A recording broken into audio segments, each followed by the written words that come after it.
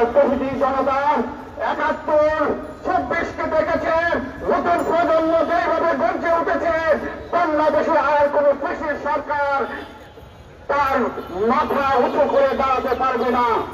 তাই আমরা আবারও স্মরণ করে দিতে চাই, আপনারা যদি সেই পায়তারা করেন, সকলে ঐক্যবদ্ধভাবে যেভাবে একটা মাঠে নেমে আমরা কাজ করে যাচ্ছি হকের পক্ষে, মানুষের জনগণের পক্ষে, রাষ্ট্রের পক্ষে, জাতির পক্ষে, সেই প্রতিটি জনতা আবারও প্রয়োজনে জুলাই আগস্টের মতো অভ্যুত্থান ঘটে আপনাদেরকে ওই দেশ থেকে উৎখাত করবে।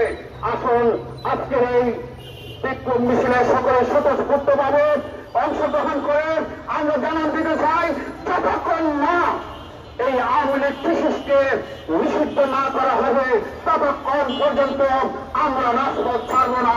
আমাদের আমিরুল মুজাহিদিনের নেতৃত্বে বাংলার প্রতিটি জনগণকে নিয়ে আমরা ঐক্যবদ্ধভাবে যখন ফ্যাসিস্ট কোন মাথা উঁচু করে দাঁড়াবে, আমরা আজীবন সেই ফ্যাসিস্টদেরকে পদদলিত করে ছাড়বো ইনশাআল্লাহ।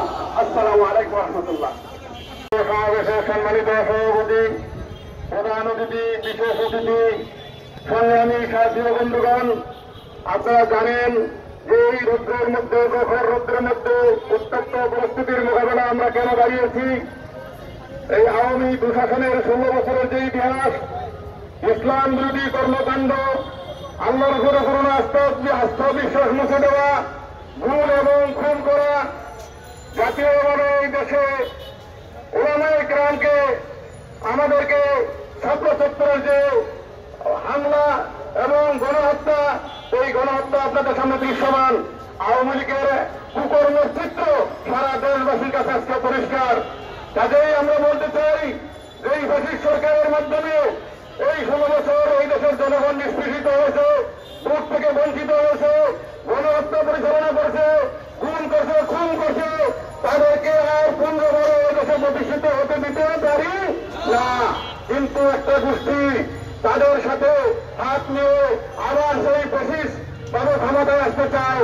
তারা আজকে আমরা যারা ঐক্যমতের ভিত্তিতে আওয়ামী দুঃশাসনের ব্যবস্থার বিরুদ্ধে রুখে দাঁড়িয়েছি, তারা কিন্তু আসতেছে না, তারা কিন্তু কোনো কথা বলছে না।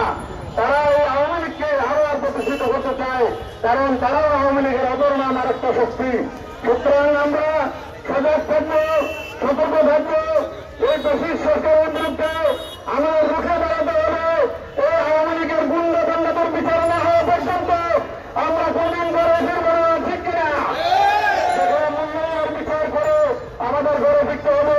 এই আব্দুল হামিদ পালিয়ে গেছে, এরকম বহু আব্দুল হামিদ লুকিয়ে আছে এখনো বাংলাদেশে, কিন্তু তাদেরকে কেন গ্রেপ্তার করা হয় না? তাদেরকে কেন গৃহপালিত ভাবে তাদেরকে আন্দোলন দিয়ে রাখছে? আমরা বলবো অনতিবিলম্বে তাদেরকে গ্রেপ্তার করা হোক, বিচারের আওতায় আনা হোক, এবং এই আওয়ামী লীগের কুকর্মের বিচার করা হোক। এটা বলেছে দেখতে চাও? আমরা চাই না এরা ফ্যাসিস্ট সরকার কোনদিন ক্ষমতায় আসুক। এই দল ফ্যাসিস্ট আওয়ামী লীগের কোনদিন এই দেশে মাথা ছাড়া দিয়ে দাঁড়িয়ে থাকুক, আমরা এটা চাই না। আমরা তাদের বিচার চাই এবং নিষিদ্ধ দাবি জানাবো। আসসালামু আলাইকুম ওয়া রাহমাতুল্লাহ।